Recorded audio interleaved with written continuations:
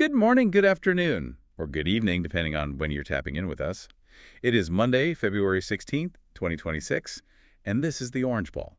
I'm Alex Morgan. And I'm Taylor Brooks. Taylor, usually the Monday after All-Star Weekend is a little bit of a hangover day for us, right? Yeah, it's usually pretty low energy. We spend, 20 minutes complaining about the total lack of defense. We make fun of whatever happened in the dunk contest, and then we move on. Right, business as usual. But today feels, I don't know, heavier, or maybe just louder. It feels like we are waking up to a league that's being pulled in two violently different directions at the same time. It's the best of times and the worst of times. I mean, I hate to use the cliche, but it fits so perfectly right now. It really does. Because on one hand, we just saw something last night at the Intuit Dome that might have actually genuinely saved the All-Star game from total extinction. I think it did. It felt like a genuine rebirth. We saw, high-level competition. But then, on the other hand, while all the stars were shining in LA, the rest of the league seems to be kind of burning down. Yeah, it's a mess. I mean, we have Adam Silver talking about radical intervention when it comes to tanking. We have reports of the FBI sniffing around locker rooms because of gambling. Which is terrifying. And we have this upcoming draft class that is apparently so good, it's making teams lose their minds and, lose their games on purpose. And it's all connected, Alex. That's the thing. The joy that we saw in Los Angeles and the just the misery that's happening in places like Utah or Indiana, it's all about incentives. What are we playing for? Exactly. Are we playing for pride or are we playing for a lottery ball?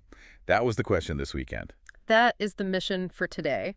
We have a massive stack of notes here. We need to break down the mini tournament results from last night, specifically the Kawhi Leonard masterclass that we witnessed. Then we've got to talk about the fix. I mean, did this new format actually work? And after that, we have to do a deep dive into this tanking crisis because some of the stories coming out about the Utah Jazz and the betting markets they're legitimately scary for the future of the league. For sure.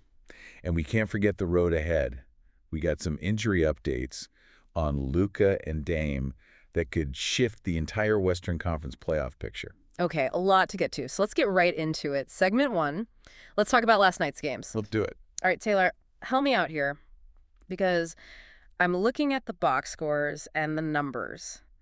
They just look weird. The minutes played are super low. The final scores are strange. Yeah, it's not a normal box score. So for the listener out there who maybe, tuned out of the All-Star festivities 3 or 4 years ago because they just got tired of watching layup lines. Which is totally understandable. Right. Can you explain what the NBA actually did last night? What was the structure? They finally admitted defeat. They finally said, you know what? The 48-minute All-Star game is dead. They realized you just cannot force competitive integrity for 3 hours in an exhibition game. It's impossible. No. So they scrapped the 4 quarters. They scrapped East versus West. And instead, they built a 3-team round-robin tournament. And who are the teams involved? You had the USA Stars. That was like the young American talent, mostly guys under 25. Then you had the USA Stripes. That was the old heads. The veterans like LeBron, KD, Kawhi. The legends. The legends, yeah. Then you had Team World, which was led by guys like Wemby and Giannis. And the game length is the key here. This is the critical variable. They played 12-minute sprints. That's it. No halftime, no quarters, just a 12-minute game clock, run it straight through. Why does that specific change matter so much? I mean, is it just to make it shorter for TV, or is there something more to it? No, it's physiology, Alex. It really is. If I tell LeBron James, who is, 41 years old, to go lock down a defender for 48 minutes in the middle of February... He's going to laugh at you. He's going to laugh at me. Yeah. Exactly. He has to pace himself for the real season. But if I tell him, hey, you only have to lock in for 720 seconds, and then you can go sit down, that changes everything. How so? It changes the neurochemistry. It changes the pacing. In a 12-minute game, every single possession represents almost 2% of the entire match. Wow. So the value of a single turnover or a bad shot just skyrockets. Exactly. Scarcity creates value. When you have less time, you have way more urgency. And that urgency is what gave us the best basketball we've seen at this event in, I don't know, maybe 2 decades. Let's talk about the specific games then, because there were 2 that really defined the night for me. I want to start with what they call Game 3 of the round robin. This was the USA Stripes versus Team World. The de facto semifinal. It had real stakes. Right. So if the Stripes won, they advanced to the championship. If they lost, they were out. In Team World, they had already lost their first game in overtime, so they were basically just fighting for their lives. And for pride. And right in the middle of this high-stakes sprint, Kawhi Leonard went I don't even know what the right word is, supernova. He went into the Matrix. That's the only way I can describe it. I was looking at the stat sheet this morning, just staring at it. Kawhi Leonard, 31 points in under 12 minutes of basketball. It's a stat line that just shouldn't exist. It doesn't feel real. Can you put that in context for me? I mean, we see guys score 30 and a quarter every now and then, Klay Thompson had his famous 37-point quarter. But watching this live, it felt different. It was absolutely different. It was about the usage and the just ridiculous efficiency. Kawhi took 13 shots in those 12 minutes. Okay. He made 11 of them. Mm-hmm. He was 6 of 7 from three-point range. If you actually extrapolate that per minute production out to like a standard 36-minute starter's load, Oh, God. he was on pace for nearly 100 points. And he's doing all of this at the Intuit Dome. I mean, this is his home building. That played a huge factor. I'm convinced of it. The Intuit Dome has been open for about 18 months now, and we've all heard about the wall, that like super steep section of fans right behind the basket. Yeah, the acoustics are supposed to be crazy. They are. And every single time Kawhi touched the ball, the noise was deafening. It wasn't just like polite applause. It was pressure. It was expectation. And Kawhi he absorbed it all. He started the game 7 for 7. It was robotic. But this wasn't against a cone defense, right? Yeah. I mean, from the film I saw, Team World was actually rotating and trying. Oh, they were trying, and that's the key. And Victor Wembanyama was the primary reason for that. The Wemby effect. The Wemby effect. We heard all these reports that Wemby was like furious after they lost that first game. He was apparently prowling the sideline, really unhappy. So in this game against the Stripes, he was picking up Kawhi. So you've got a 7'4" guy with an 8-foot wingspan. An alien. You have a 7'4" alien with an 8-foot wingspan actively contesting these shots. And Kawhi was just hitting step-back threes over the reigning Defensive Player of the Year like he wasn't even there. Which brings us to the closing sequence of that game, because it was tied 45-45. Wemby had just hit a couple of free throws. There's 3.5 seconds left on the clock. And in the old All-Star format, nobody takes that last shot seriously. No, they just heave it from half court for a laugh. Right. But here, the tension was palpable. You could see the veins in LeBron's neck. Yeah. He wanted to win that game. But Kawhi waved him off. Wait, he waved off LeBron James? He waved him off, told him to clear out. He isolated on the wing. He got to his spot, rose up over the defense, and just drilled it. Wow. Stripes win 48-45. It was pure old-school clutch. It was incredible theater. But Taylor, I did notice something interesting about the roster dynamics in that game. The Stripes, the veterans, they really had to rely on that individual brilliance from Kawhi. As a team, they looked a little heavy. Heavy is a very polite way to put it. Yeah. They looked old, Alex. Okay. They just did. They looked like a team that was surviving on, like, wisdom and shot making, not on pure athleticism. I mean, LeBron had that huge putback dunk late in the game to give them a lead, which was vintage LeBron, but you could see him grabbing his shorts immediately after. He was gassed. Which leads us perfectly into the championship finale. You have the USA Stars versus the USA Stripes, the Kids versus the Kings. This is exactly where that sprint format just completely backfired on the Legends. The final score was 47-21, a 26-point blowout in a 12-minute game. I mean, that is genuinely hard to do. It was a massacre. A complete and total massacre. So how does a team with KD, LeBron, and a scorching hot Kawhi Leonard get doubled up like that? What happened? It's his simple physiology again. It all comes down to lactic acid and recovery time. Okay. The Stripes had just played that emotional, physical grinder against Team World. It took everything out of them. They had to turn right around minutes later and play the championship. And the Stars were just sitting there waiting for them. The USA Stars, the young guys, had been sitting for probably 20 minutes. They were fresh. They were bouncing around. And it showed from the opening tip. I remember that first play. Tyrese Maxey got the ball and just, he vanished. He was a blur. The Stripes missed their first 10 shots of the game. They had absolutely no lift on their jumpers. Their legs were completely gone. And the Stars just ran them off the floor. They opened on a 12-1 run. Then it became a 15-to run. At one point, it was 33-9 before the veterans even, broke a sweat. It was over before it started. It really felt like a visual representation of the torch being passed, and not like a polite handoff, but a forceful taking. Absolutely. It was a hostile takeover. You had Anthony Edwards picking guys up full court. Yep. You had Chet Holmgren running the floor like a gazelle, beating Kevin Durant down the court for easy dunks. It wasn't even close. The veterans literally couldn't keep up with the pace. It wasn't about a skill gap. It was a pure athletic gap on full display. And we have to talk about Anthony Edwards. He was named the MVP of the whole tournament. And he deserved it, 100%. He averaged 32 points and 9 rebounds across the tournament. But I feel like beyond the stats, it was his attitude that just shifted the entire energy of the event. He was the heartbeat, no question. There was a quote from him after the finale that I absolutely loved. He said, "We chose to compete today, and beating them is the best feeling in the world." And he wasn't talking about Team World. No, he was talking about beating the old heads, beating LeBron and KD. He treated this like a statement game, like it really mattered to her. And he showed up in the big moments. He did. In the first game against Team World, it was Ant who hit the tying 3 to force overtime.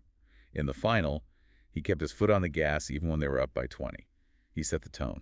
So, okay, to sum up the on-court product, the Kawhi game gave us the nail-biting drama, but the championship gave us the reality check on where the league's superstars are in their careers. That's a perfect way to put it. Kawhi proved that for 12 minutes he can still be the best player on earth. But the stars proved that over the long haul, the future is, it's already here. It's a fascinating dynamic, but, not everyone is convinced that this new format was a total home run.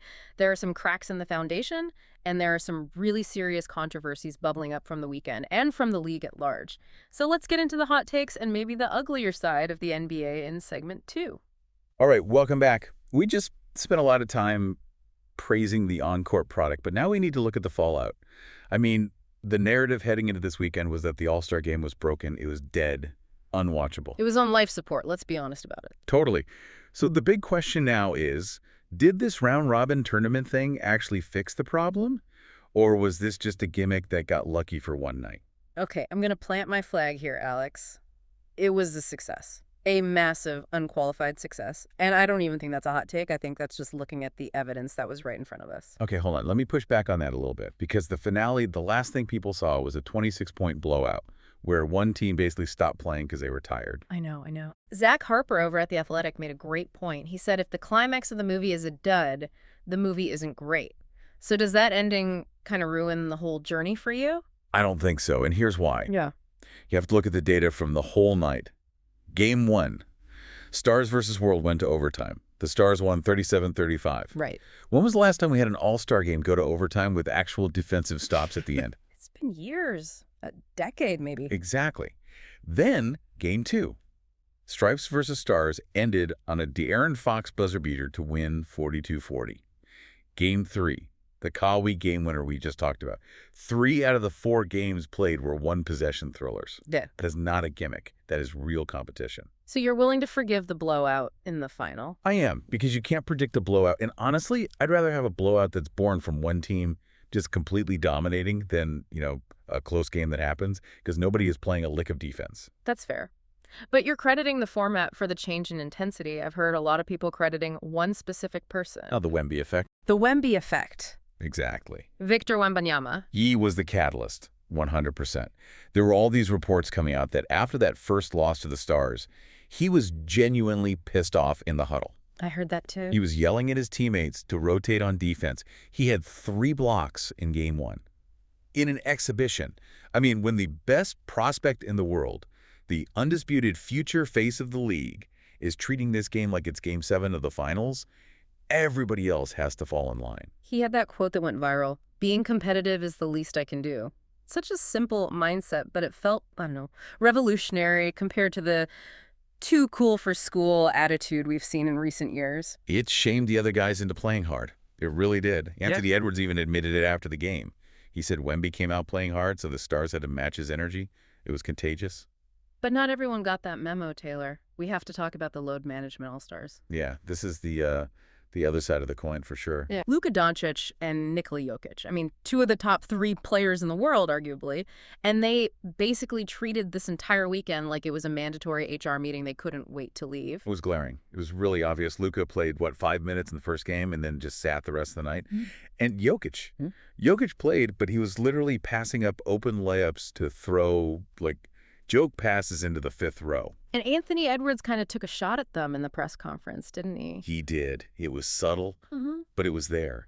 He praised Wemby for playing hard, and then he said, some other guys just came for the photo op. Wow. And that creates a real tension, You have the hoopers, the guys like KD, Ant, Wemby, who love to compete, and then you have the guys who now view the All-Star game strictly as a burden on their time. And honestly, for the fans who paid those premium prices at the Intuit Dome, seeing Luka just sit out when he was, healthy-ish, it's kind of a slap in the face.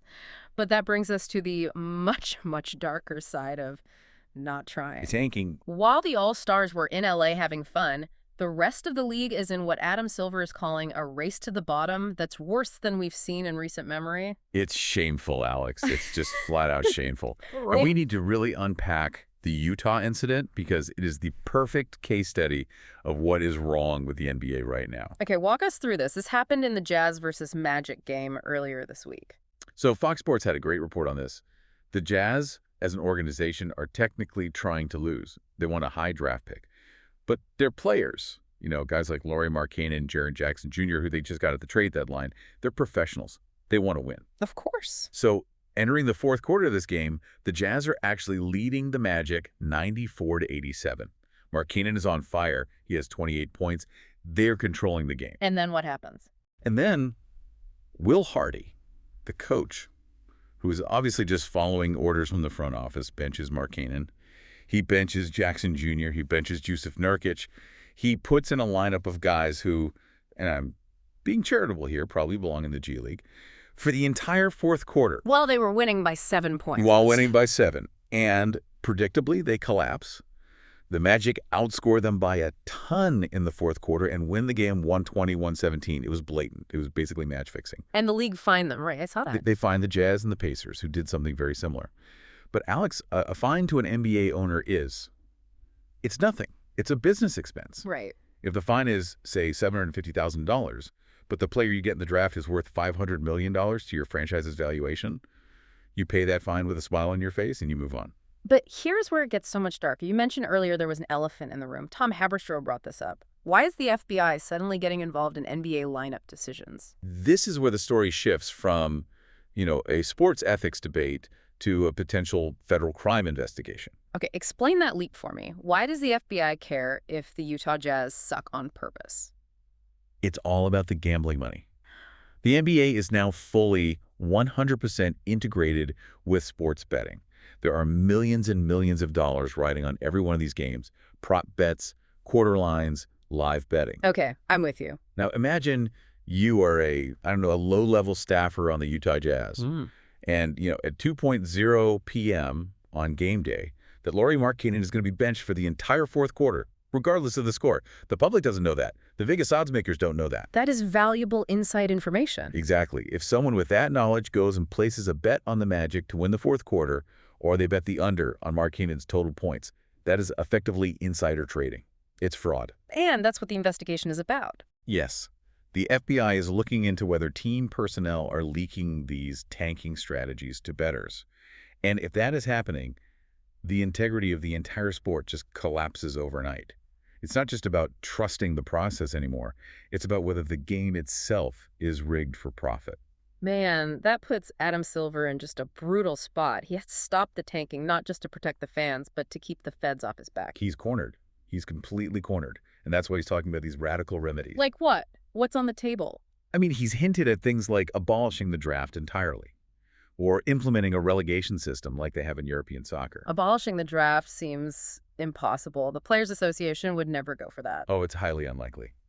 But it just shows you how desperate they are. When the FBI is knocking on your door asking about your fourth quarter rotations, you know you have a full-blown crisis on your hands. But it all comes back to the same question. Why risk it? Why risk a federal investigation? Why risk the entire reputation of your franchise? It all comes back to the prize. The 2026 NBA draft class. We keep hearing that this is a historic class. But is it really worth destroying your product for? The scouts seem to think so. And we can get into the specific names in the next segment, but the consensus is that there isn't just one superstar at the top of this draft. There are 3. And that simple math changes everything for these GMs. So the All-Star Game proved that players can care if you give them a good reason, like, pride or a trophy. But the regular season tanking proves that teams won't care unless you take away their incentive to lose. That is the perfect summary of the state of the league right now. Wemby saved the All-Star Game's reputation with his pure effort, but the Jazz are testing Adam Silver's patience to the absolute breaking point. It's a mess. But the reason for this mess is all about the future. So let's talk about what's next. The injuries that are affecting the playoff race and the big three prospects that have so many teams racing to the bottom. That's coming up in segment 3. We are back for our final segment here on the deep dive.